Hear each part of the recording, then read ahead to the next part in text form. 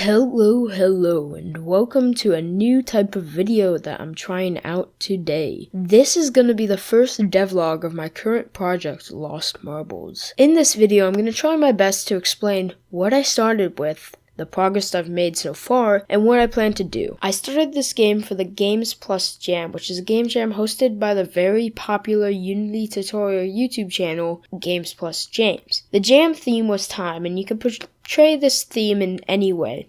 I did the stupid way of portraying this theme, and did it in the art and quote-unquote story. Though now after the jam, I think I might add some more aspects of time to the game. The game is a simple maze runner where you play as an old man that lost his marbles. Along with the marbles, the maze also has clocks that randomly roam around the maze, and if you hit them, time will catch up to the old man and you lose. During the jam, I spent way too much time on the AI pathfinding, which caused the game to have almost no polish and very little content. That's really the whole reason I'm continuing it. I just have too much of a heart to leave it broken and incomplete. What you are seeing now is the first version I submitted to the jam. This version had some problems that I needed to fix before I could add more content to the game. The biggest of these problems was that the enemies would sometimes freeze and not continue moving. This is because of the way I have the enemy pathfinding set up. I have a script that manages the pathfinding requests. If one request isn't completed,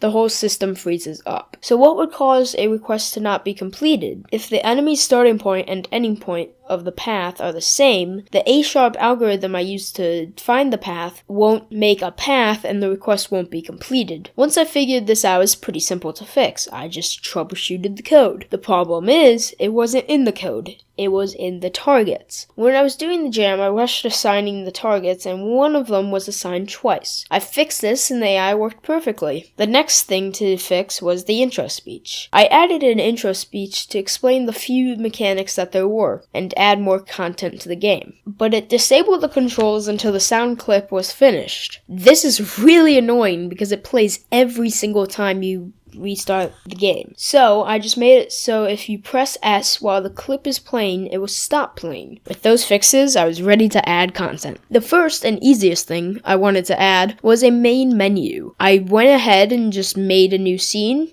with 2 buttons, start and exit, and a title, and I was done. Simple as that. The next, much bigger project was a maze generator to make the game more playable overall. I also wanted this to be the first big script that I did from scratch. After a quick Google search and a scroll on Wikipedia, I found the algorithm I wanted to do for my generator. The algorithm was a recursive backtracking algorithm. With this new knowledge, I went ahead and started coding. After about a week of working on this maze generator, I generated this. What you're seeing now is a 100 by 100 cell grid that I generated. Sadly though, this isn't a physical object in the game. This is just a Unity feature that allows you to draw things in the editor.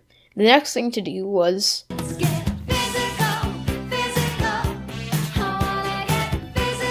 so I replaced the lines with wall objects, but was having trouble with the rotation. After a lot of hassling and struggles with Cortons, I finally got it to work. So now that I could generate a physical maze, I needed to add the enemies, marbles, and player. Once the maze is completed, the program picks a certain amount of cells to hold marbles, and a certain amount to spawn enemies. Then I give the enemies one of the cells randomly as a target, and I spawn in the player once this is all done. This worked great. But now, I needed to balance the game. So I added a difficulty menu with 10 difficulties. Using a game manager to control the difficulties, I added a few variables to the maze generator to allow the amount of marbles and enemies to change. With this done, I realized the enemies were freezing up again, which is a bad problem.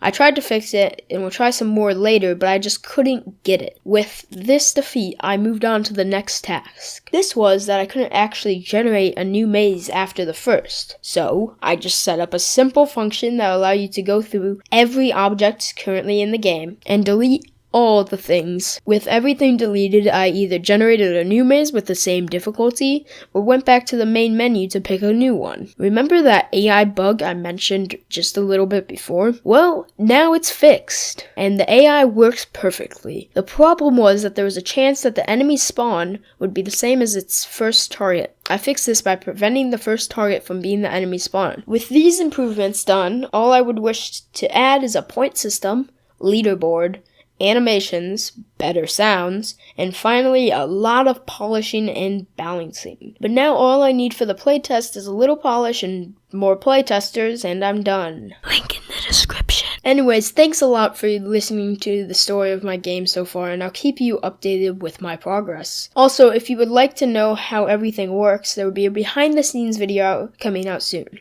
I'll see you next time. Oh, bye-bye.